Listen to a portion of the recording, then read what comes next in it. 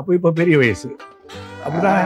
வயசுப்படி பெரிய வயசு, நீங்க மனசுல இளமையானவரா இருக்கலாம், வயசு கொஞ்சம் பெரிய வயசு தானே. அதுக்காக தான் நான் கூலிங் கிளாஸ் எல்லாம் போட்டு பர்சனாலிட்டியா வரலான்னு நினைச்சேன்.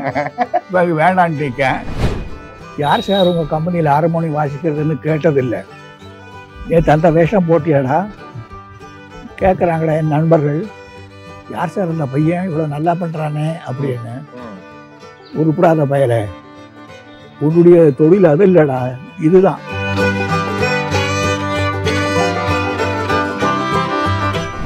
அந்த பர்டிகுலர் ஆசை எனக்கு இல்லை, அப்பவும் இல்லை இப்பவும் இல்லை. ஹீரோவா இருக்கணும்னு. ஹீரோவா இருக்கணும்னு சினிமாவில் தான். வீட்டில் நான் தானே ஹீரோ. அதில் 11 வேஷம் போட்டிருக்கிறேன். அதுக்கு முன்னாடி யாரும் அவ்வளோ ஒன்று பண்ணதில்லை, நான் தான் பண்ணியிருக்கிறேன். சரி சரி சரி. அந்த படத்தில் சண்டை போடுறோம். சண்டை போடும்போது அவர் ஒரு குத்தும் போது என்னுடைய முகம் உடைஞ்சு போயிடுது. ஏன்னா உள்ளார வேற முகம். சரி.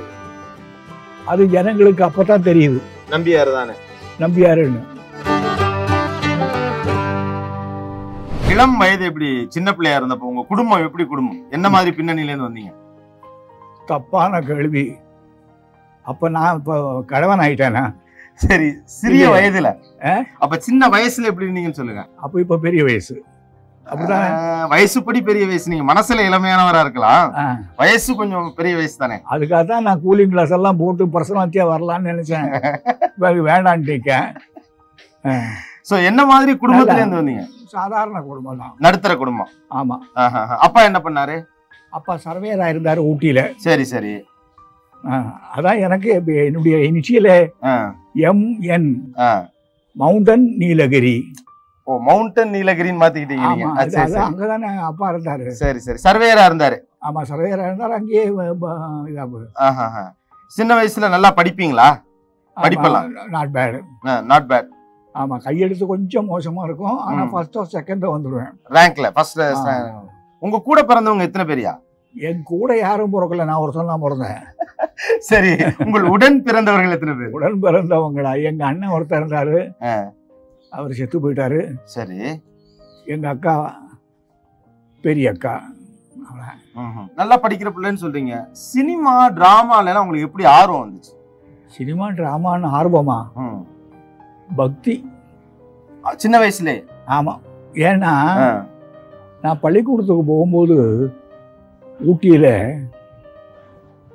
அந்த கம்பெனி பையங்க ஊட்டி குரங்கு தொப்பி இருக்குல்ல, ஆமா ஆமா, எப்படி அந்த இது இங்க மாத்திரம் மூடி இருக்கும், இந்த குள்ளா. ஆமா, அந்த தொப்பியை வச்சு விபூதி வச்சுக்கிட்டு சூரிய நமஸ்காரம் பண்ணுவாங்க. அந்த நடிப்பு பயிற்சியில உள்ளவங்களா? ஆமா. சரி. நடிகர்கள். அதை பார்த்து என்னமோ என் மனசுல அது புடிச்சு போச்சு, நம்மளும் இதுக்குள்ள போலாம் அப்படின்னு. ஆமா, அப்படி சேர்ந்தது. சோ முதல்ல எங்க நடிப்பு பயிற்சிக்காக சேர்ந்தீங்க? ஊட்டியிலேவா? ஊட்டியில தான். எந்த கம்பெனி? ஊட்டியில அந்த கம்பெனி இருந்தது. என்ன கம்பெனி? மதுரை தேவி பால வினோத சங்கீத சபா. பெரிய கம்பெனி.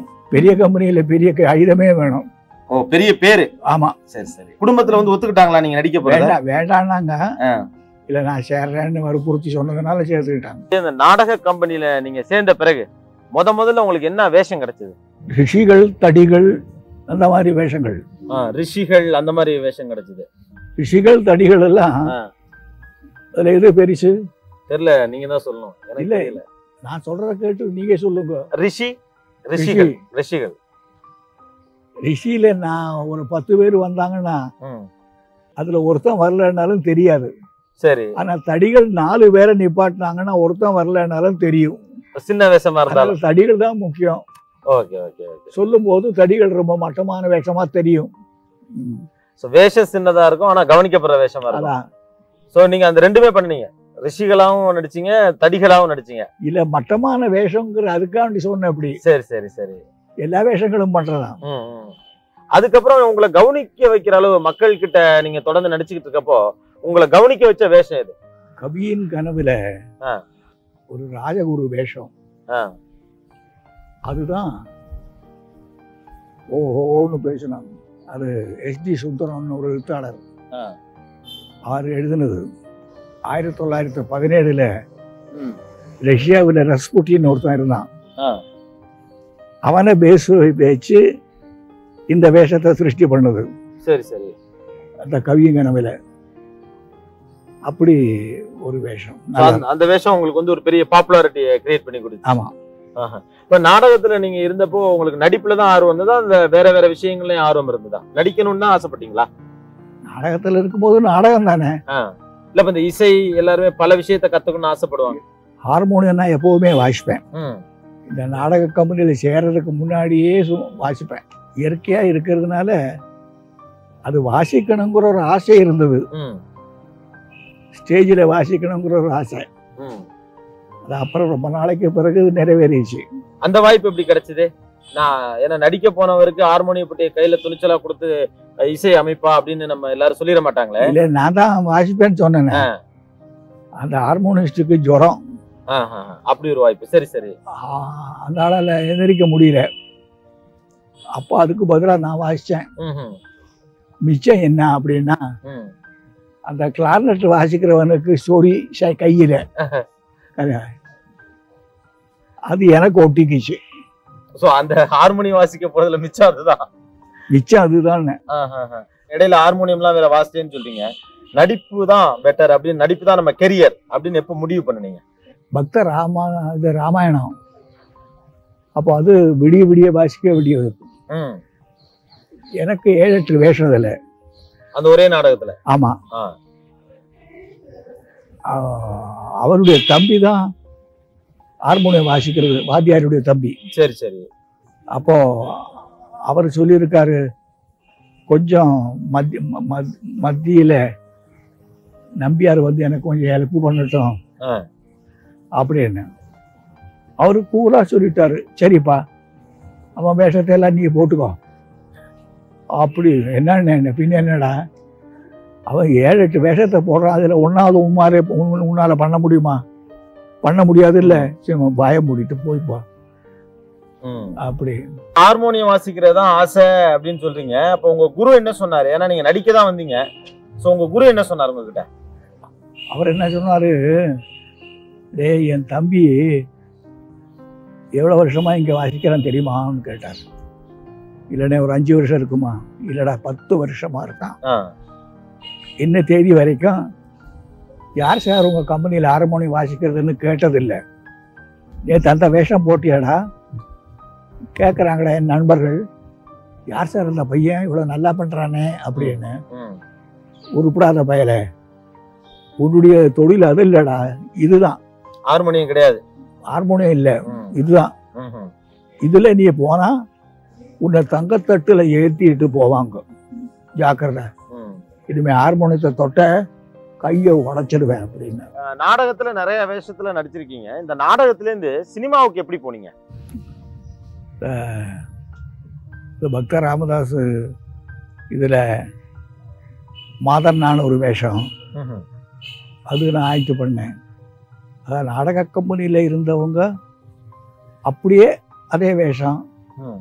அந்த இது பண்ணினவர் என்னை விட நல்லா பாடக்கூடியவர், சீனியர்.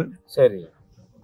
இருந்தாலும் என்னமோ டைரக்டர், அப்போ முருகதாசுன்னு ஒரு முக்கியமான டைரக்டர், அவருக்கு பிடிக்கல அந்த மாதண்ணா கேரக்டர் பண்ணவர. சரி. ஆளு கொஞ்சம் டல்லு. அப்போ பாக்கி புள்ள இல்லையான்னு கேட்டபோது எல்லாரும் நிப்பாட்டினாங்க, என்ன ஏதாவது தெய்வம் போடலாமே அப்படின்னு.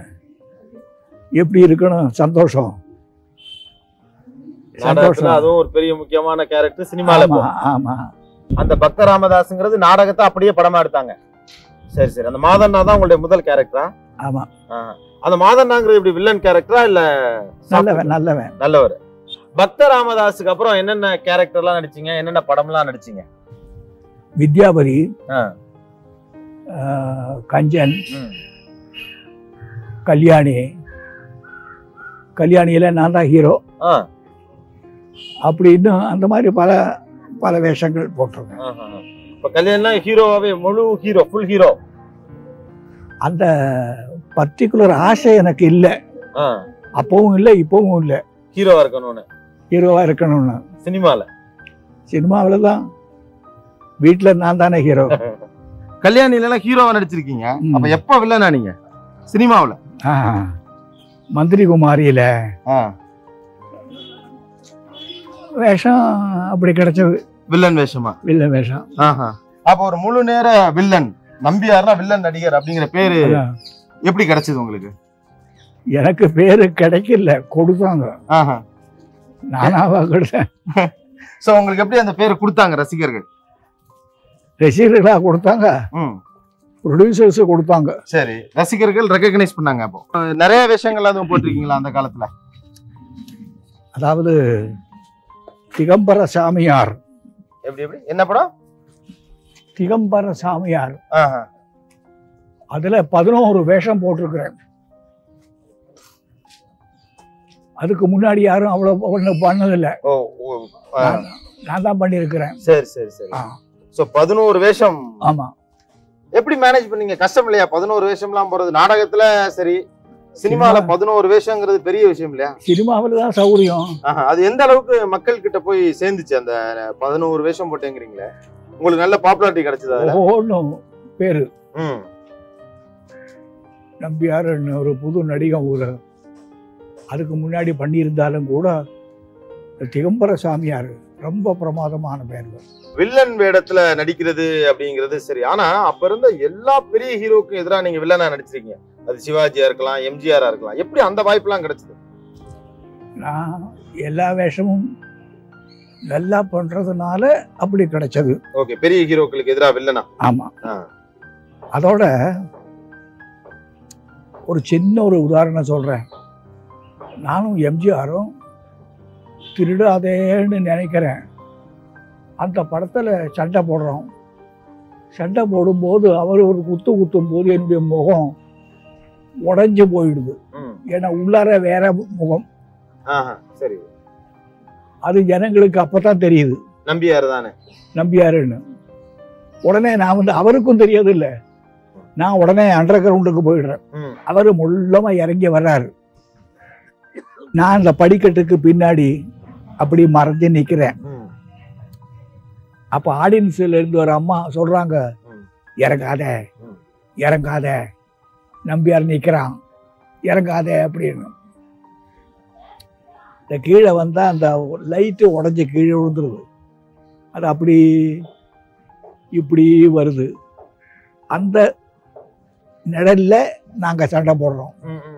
இது ஒரு நல்ல ஒரு இது. அப்படி வரணும். சோ ஸ்கிரீன்ல பாக்குறப்பவே நம்பியார்னா வில்லன் அப்படிங்கிற ஒரு ஃபீலிங் மக்கள்கிட்ட வந்துருச்சு. அப்ப அந்த அளவு எப்படி வில்லத்தனம் பண்ணீங்க? நானா என்ன பண்ணேன், கொடுத்த வேஷத்தை ஒழுங்கா பண்ணினேன், அவ்வளவுதான் விஷயம்.